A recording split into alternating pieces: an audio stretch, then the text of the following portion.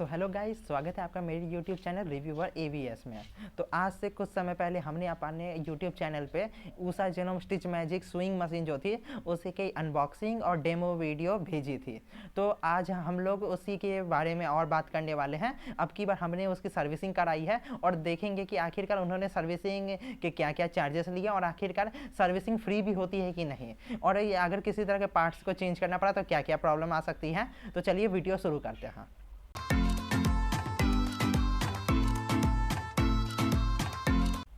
तो सबसे पहले बात करते हैं कि ना आखिर हमें सर्विस के चार्ज देने पड़े या नहीं। तो इसका सबसे पहला आंसर होगा नहीं, हमें कोई भी तरह का चार्ज नहीं देने पड़े। उन्होंने साफ तौर से बताया कि जब तक आपकी मशीन अंडर वारंटी है तब तक सर्विस के आपको कोई चार्ज नहीं पे करने हैं, बशर्ते अगर कोई पार्ट टूट जाता है या फिर रिप्लेस करने की नौबत आ जाती है तब आपको उस पार्ट का आपको खर्चा उठाना ही पड़ेगा। उसका वो आपकी वारंटी में कवर्ड नहीं रहेगी, उसका आपको अलग से पेमेंट करना है। और अब अगर बात हो जाए कि अगर हमारा मशीन जो है वो आउट ऑफ वारंटी है तो उन्होंने बताया कि सिर्फ सर्विस विजिट करने का 550 रुपये चार्ज है, और उसके बाद अगर किसी भी तरह का पार्ट डैमेज हो गया तो उसके अलग से चार्जेस लगेंगे। तो ये रही इनकी बात। अब बात आती है कि आखिरकार मेरी मशीन में क्या प्रॉब्लम आ गई थी जो मुझे सर्विस है वो करवानी पड़ी अपनी मशीन की। तो दो मेजर मुझे प्रॉब्लम्स देखने को मिला। पहला प्रॉब्लम ये था कि जब मैं काज बनाने की कोशिश करता था तो मशीन काज बनाते हुए पीछे तो जाती थी, उसके बाद घूम के वापस आगे की ओर नहीं आती थी। एक पहली प्रॉब्लम ये मुझे देखने को मिली, और सेकेंड प्रॉब्लम मुझे ये देखने को मिली कि मशीन चलते समय छन छन की आवाज़ आती थी, जैसे कि कोई पार्ट्स खुल के गिर गया हो। तो वो एक प्रॉब्लम थी। तो मैंने भी सोचा कि एक बार सर्विस करके देख ही लेते हैं और ये भी जान लेंगे कि आखिरकार उषा की सर्विस कैसी रहती है। तो मैंने उनके हेल्प टोल फ्री नंबर पे कॉल किया। उन्होंने कुछ बेसिक इन्फॉर्मेशन ली, जैसे कि आप क्या नाम से रजिस्टर कराना चाहते हैं, मोबाइल नंबर क्या देंगे, आपकी मशीन का मॉडल कौन सा है, आपने उसे कब परचेस किया था, और आखिरकार इससे पहले कोई सर्विस हुई है कि नहीं। बस इतनी ही बेसिक इन्फॉर्मेशन देनी होती है और वो आपके नाम पे एक सर्विस रिक्वेस्ट रेज कर देते हैं, और उसको विदिन 3 डेज आपको कहते हैं कि आपको 3 डेज के अंदर ये आपकी सर्विस का काम पूरा कर दिया जाएगा। पर मुझे वैसे तो सर्विस रिक्वेस्ट करने के सेम डे ही मुझे एक मैसेज आता है कि उषा वालों ने एक एजेंट को मेरे नाम पे अलॉट कर दिया है जो मेरी मशीन को सर्विस करेंगे। तो रात को उनका कॉल आता है। रात को मुझे बिल्कुल ठीक नहीं लगा, क्योंकि रात को 9 बजे के बाद उन्होंने फ़ोन किया था, तो उन्होंने थोड़ा अर्ली फ़ोन करना चाहिए। तो रात को 9 बजे के बाद उन्होंने फ़ोन किया और बस कुछ कंफर्म किया कि आपने कोई तरह की रिक्वेस्ट की थी और आपके मशीन का मॉडल क्या है और क्या क्या प्रॉब्लम्स आ रही हैं। तो उन्होंने उसके बाद बस बात किया और उन्होंने कहा कि मैं बाद में आके सर्विस करूँगा। तो उसके बाद मुझे मेरी सर्विस रिक्वेस्ट रेज करने के तीसरे दिन पे वो लोग आए थे सर्विस करने के लिए। तो वैसे तो उन्होंने बताया कि आपकी मशीन फिर भी जल्दी सर्विस हो रही है, क्योंकि कुछ लोग ऐसे भी थे जिनके रिक्वेस्ट ये 1 मंथ से पेंडिंग है, जिसका अब तक उन्होंने मशीन को सर्विस नहीं किया है। इसका मेन कारण उन्होंने ये बताया कि वो लोकेशन डिपेंड करता है, क्योंकि जिस व्यक्ति ने हमारा मशीन सर्विस किया वो बोलता है कि वो सिर्फ 13 डिस्ट्रिक्ट को के मशीन एरिया में जितनी भी मशीन्स पड़ती है सभी को उसी को रिपेयर करना है, जिस कारण से उनके ऊपर थोड़ा प्रेशर ज़्यादा होता है और एक बार में हर मशीन को सर्विस कर पाना पॉसिबल नहीं है। क्योंकि करंटली जब वो हमारी मशीन सर्विस कर रहे थे तब उन्होंने बताया कि उनके पास करीब करीब 20 अभी भी और ऐसे कस्टमर्स हैं जिनकी मशीन को सर्विस करना बाकी है और नई नई रिक्वेस्ट आती रहती है। तो इस कारण से थोड़ा सा उनके टाइम में प्रॉब्लम हो जाती है और ना सर्विस होने में लेट हो जाती है। अब एक सर्विस के बारे में बात कर लेते हैं कि हमारी मशीन की सर्विसिंग में क्या क्या चीज़ें हुई।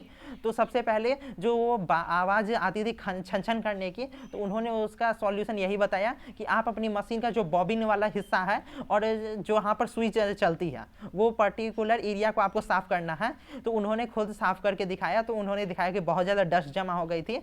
तो उसे जैसे ही उन्होंने साफ़ किया तो मशीन से छन छन की आवाज़ आनी बंद हो गई। तो वो बोलते हैं कि मशीन का सिर्फ यही एक पार्ट है जिसको आप को साफ करना है और बस इसी हिस्से को आपको छूना है और किसी हिस्से को टच करने की कोई ज़रूरत नहीं है, और किसी और एरिया में ऑयलिंग की भी आपको ज़रूरत नहीं करनी पड़ती है। वैसे 6 मंथ में सर्विस है, तो वो लोग को अगर कहीं और लगता है तो वो लोग ऑयल का काम कर देंगे। आपको बस एक ही एरिया बताया गया है और आपको वहीं सर्विस करना है। और वहीं पर ऑयलिंग का काम करना है और सफाई करनी है। अब सेकंड बात कि काज बनाने वाले हिस्से की, तो काज बनाते समय जो हमारी प्रॉब्लम आ रही थी, तो शुरू में उनके साथ तो प्रॉब्लम नहीं है, वैसे तो हर मशीन की यही प्रॉब्लम होती है कि डॉक्टर देख के गलती ये बीमारी एकदम दूर भाग जाती है। पर ना हम कुछ 1-2 अटेम्प्ट करने के बाद उनके सामने भी ये प्रॉब्लम उन्होंने फेस की कि मशीन आप पीछे गई पर आप घूम के वापस नहीं आई। तो उन्होंने इसका सॉल्यूशन ये बताया कि हमें मशीन के पीछे जो हम लीवर खींचते हैं काज फुट लगाने के बाद एक लीवर नीचे किया जाता है, जिसके बाद हम लोग काज बनाते हैं। तो अगर मशीन रिवर्स नहीं होती, उस फुट को खुद से अपनी ओर खींच देना। एक बार प्रेस करने से हमारा जो मशीन है वो रिवर्स हो जाएगी, क्योंकि वो फुट को जब मशीन टच करती है तब मशीन को पता चल जाता है कि वो एंड तक पहुंच चुकी है और उसे रिवर्स होना है। तो शायद ये, और उन्होंने कहा कि यही कारण है कि आपका वो अच्छे से प्रेस नहीं हो रहा, जिस कारण से आपकी मशीन रिवर्स नहीं हो रही है। तो ऐसा ना होने पे आपको खुद ही मैनुअली उसे प्रेस कर देना है, जिससे घूम के मशीन आ जाए। वैसे तो ये किसी तरह का सॉल्यूशन नहीं, एक तरह का बस काम चलाओ प्रोसेस हुआ, पर उन्होंने बोला ये सफिशिएंट है और आपकी मशीन के साथ बिना ज़्यादा छेड़छाड़ किए ये आपके साथ प्रॉपर्ली वर्क करेगा। और उन्होंने कुछ तरह से थोड़ी डेमो भी करके दिखाई कि आखिर का मैनुअली कैसे ऑपरेट करना है। तो उसको देख के मैं थोड़ा संतुष्ट हो गया। और उसके बाद और उन्होंने कुछ नहीं किया, एंड में उन्होंने हमारी जो मशीन की जो रसीद थी उसकी फ़ोटो खींची, और उसके बाद हमारे मोबाइल में एक मैसेज आया था कंफर्मेशन का, उसका एक फ़ोटो खींच के उन्होंने अपलोड कर दिया, और बस हमारी सर्विस वहीं पर ख़त्म हो गई। टोटल ये मुझे हाफ एन आवर लगा उन्हें इस पूरे प्रोसेस को करने में। काफ़ी फास्ट वो लोग काम कर रहे थे, वैसे मशीन में भी कोई बड़ी खराबी तो आई नहीं थी, तो ज़्यादा टाइम लगे। तो मशीन को रीसेट, अब देखो करना क्या है। जैसे ही ना मशीन अपना पोजीशन तक आखिर जाएगी जहाँ से वापस आना उसका चाहिए था पर रुक गई है, इसको आगे की ओर पुश करना है अपने तरफ। ठीक है, तो अब देखो एक एग्जांपल, इधर ऊपर ध्यान देना। अभी ना एक काज नॉर्मल इस मशीन की सेटिंग्स पे बनाएंगे और एक बार अपने से मैनुअली उसको वापस बुला के करेंगे। जब ऐसा करेंगे सुई नीचे होनी चाहिए, ऊपर ही रहनी चाहिए।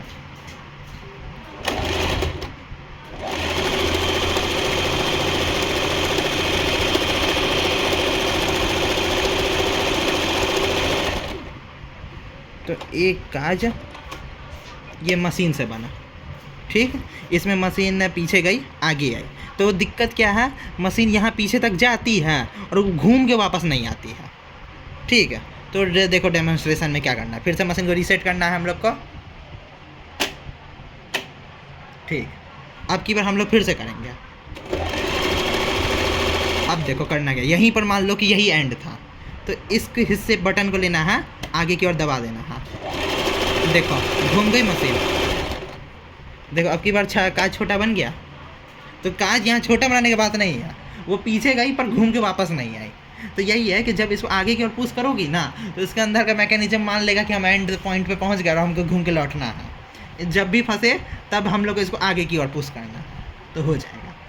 ठीक है, ये फर्स्ट पॉइंट हम लोग बताया गया था। अब जो दूसरा चीज़ था, इसके लिए फुट को निकाल लेते हैं, धागा काट लेते हैं। हाँ, अगला पॉइंट है सफाई को लेकर।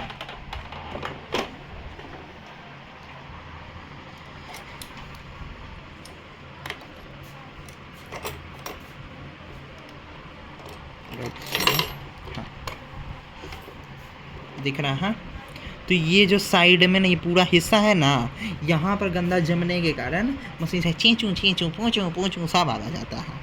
ठीक, इसको कपड़े से लेके थोड़ा सा तेल डाल के पूरा पोंछना है, समझिए, इस पूरे सिस्टम को ही। यही पूरे सारे के सारे आवाज़ का जड़ था। ठीक, उन्होंने बस इसे ही क्लीन किया, गंदा निकाला, और बस उतने के बाद ही मशीन एकदम फर्र से चलने लग गई। तेल ऐसे लेना है, ये वाला साइड सब पे से हल्का सा डाल देना है। ठीक, उसके बाद इस कपड़े से इसका पूरा किनारा को पोंछ देना है। देखो गंदा पकड़ाने लग गया। ठीक है, यही चीज़ है, बोलते हैं कि यही से मशीन का सारा गंदगी यहीं से आ रहा है। इसी को एकदम पोंछ के चमका देना है। इसके अलावा और मशीन में कहीं गंदा नहीं, और कोई हिस्सा छूने के लिए नहीं बना। ठीक है, देखो कितना गंदा निकल रहा है। ठीक है, तो ना इसी को हम लोग को चमका के रखना है। इसको चमका के रखेंगे, मशीन भुर्र भुर्र एकदम तेज चलेगी, कोई आवाज़ का बात नहीं है। देखिए गंदा है ना पूरा। हाँ, तो इसी हिस्से को करना है। और ये उनका ऑयल था। अब मार्केट में वैसे तो कहना है कि कोई भी ऑयल से काम हो जाता है जो मशीन के लिए यूज हो सकता है। बस उसके बाद मशीन को वापस फिट कर देना है।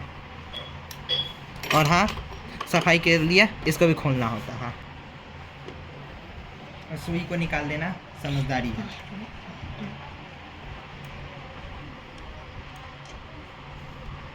सुई को निकाल दिया।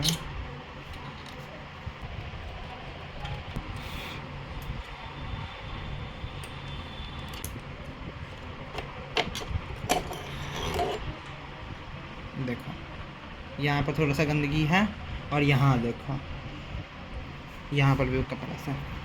ठीक, तो यहाँ पर भी वैसे ब्रश यूज करना है इस एरिया में। ब्रश नहीं है।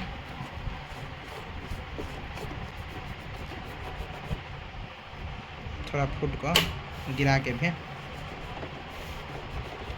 ठीक, पूरा एकदम साफ सुथरा हो गया। अब इसी को इसको अच्छा हाँ, इसको भी तो साफ करना था।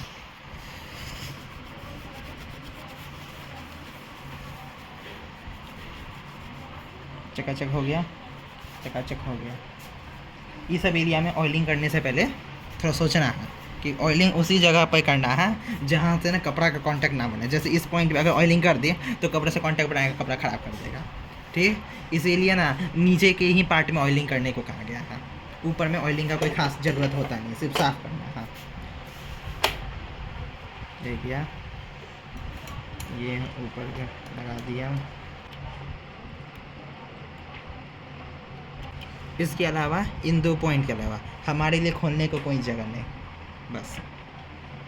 तो ये हमारी सर्विस रही। वैसे हमने उनसे कुछ सवाल भी पूछे, जैसे कि जब हमने शॉप में ये मशीन खरीद रहे थे तब वो शॉपकीपर ने ये बात कहा था कि जब आप मशीन खरीदेंगे तो सर्विस ऑफलाइन वाले की बेहतर होगी, ऑनलाइन वाले की बेकार। तो हमने उनसे भी ये बात कंफर्म की। उन्होंने कहा कि उनके लिए ये बात से फ़र्क नहीं पड़ता कि कस्टमर ने कहाँ खरीदा है। उनके लिए मायने ये रखता है कि अगर उन्हें किसी तरह की रिक्वेस्ट आई है तो उन्हें उनके प्रोडक्ट को सर्विस करना है, क्योंकि है तो वो उषा के ही एम्प्लॉय और उन्हें उषा की ही मशीन सर्विस करनी है। उनका किसी पर्टिकुलर शॉप से किसी भी तरह का कोई रिलेशन नहीं है जो वो एक पर्टिकुलर शॉप के सामान को जानबूझ के अच्छे तरीके से सर्विस करे। अब अगर बात रही तो उन्होंने एक और बात कही थी कि आपको जो अपना बिल है उसका एक जीरोक्स कॉपी रखना होगा, क्योंकि जब भी आप सर्विस करेंगे तो सर्विस करवाएंगे तो आपको ये वो लोग एक जीरोक्स कॉपी मांगेंगे, क्योंकि वो उन्हें सबमिट करना होता है। तो फर्स्ट टाइम में उन्होंने बोला कि कोई ज़रूरत नहीं है, पर सेकेंड टाइम से आपको इस बात में ध्यान देना है कि हमेशा इसकी एक कॉपी रखनी है। और अगर आपके पास ये आपका बिल नहीं है तो वारंटी कार्ड, जो इनकी इंस्ट्रक्शन बुक थी वो उनका वारंटी कार्ड रहता है, उस पर भी वो काम हो जाता है। बस आपके वारंटी कार्ड पे उनका सील और मुहर होना चाहिए। तो सर्विस में तो इसके अलावा कोई खास चीज़ थी नहीं, और मशीन भी अभी प्रॉपर्ली वर्क कर रही है, किसी तरह की मुझे प्रॉब्लम फेस करने को नहीं मिली है। तो वीडियो को अंत तक देखने के लिए बहुत बहुत धन्यवाद। मिलते हैं नेक्स्ट वीडियो में। Thank you.